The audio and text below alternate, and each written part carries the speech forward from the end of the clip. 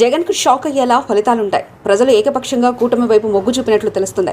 Cadre జారిపోకుండా YCP mind game ఆడుతుంది. Pinnelli EVM ధ్వంసం చేయడం చూస్తుంటే వాళ్ళ ఫ్రస్ట్రేషన్ అర్థమవుతుంది. ఈ నెల 9న సీఎంగా చంద్రబాబు ప్రమాణ స్వీకారం ఖాయం. మాజీ మంత్రి గంటా శ్రీనివాస్.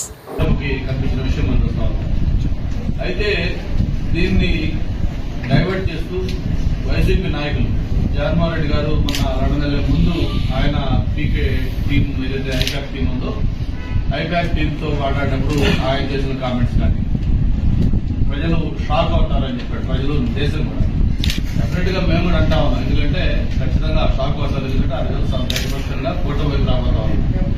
ప్రజలు దేశంతో పాటు జగన్మోహన్ రెడ్డి కూడా గ్యారెంటీగా షాక్ అవుతాడు. ఎందుకంటే ఆయన ఊహించిన విధంగా ఫలితాలు రాబోతా ఉన్నారు.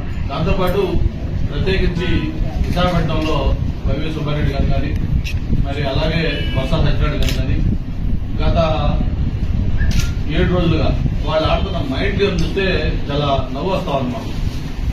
జూన్ 9న విశాఖపట్నంలోనే 9:35 ప్రమాణ స్వీకారం, అలాగే స్టేడియం పోయి ఏర్పాటు చేయడం కోసం స్టేడియం వెళ్తా ఉంటాం, అలాగే స్టార్ హోటల్స్ చేస్తామని చెప్పడం, ఇవన్నీ కూడా ఏం చూస్తామంటే అందరూ నవ్వుకుంటా ఉన్నారు. పక్క అన్ని సర్వేలు దేశంలో ఉండే ప్రెస్టీజియస్ సంస్థలు అన్ని ఆల్ సిఫారసులు మొత్తం కూడా ఎన్నికల్లో కూటమి కన్వీనర్ సాధించబోతా ఉంది అని చెప్పి ఒక పక్క చెప్తా ఉంటే ఓటింగ్ పనులు చూసి అందరూ కూడా మాట్లాడుతూ ఉంటే వాళ్ళు ఈ విధంగా డైవర్ట్ చేయడం అనేది చాలా నవ్వులాటగా అందరూ ఫీల్ అవుతా ఉన్నారు. దాన్ని ఎవరు కూడా సీరియస్ తీసుకోలేదు. చాలా చోట్ల అయితే కారణాలు ఆల్రెడీ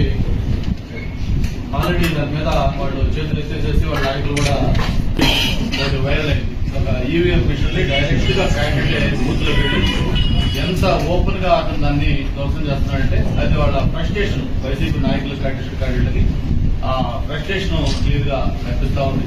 మరి దీని మీద ఈసీ కూడా ఖచ్చితంగా చర్యలు తీసుకుంటుంది. పోస్ట్ పోలింగ్ కూడా తాడిపత్రి కావచ్చు, పల్నాడు కావచ్చు, లేకపోతే మిగతా రాయలసీమలో మరి ప్రాంతాలు కావచ్చు.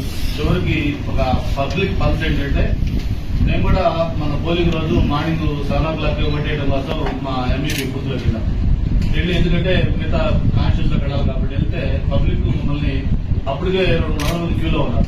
వాళ్ళందరూ కూడా క్లాస్ మీరు వేసి వెళ్ళి ఎలాంటి సభ్యులు లేకపోతే మళ్ళీ కాన్స్టిట్యూన్స్ వెళ్ళాలి కదా అని చెప్పని వాళ్ళు దగ్గరుండి వాళ్ళు లోపల తీసుకెళ్లి వాళ్ళు క్యూ కాకుండా మమ్మల్ని లేదు ఉంటారంటే కూడా వద్దని చెప్పి వాళ్ళు మన దగ్గర లోపల తీసుకెళ్లి ఓటేసి పంపించారు.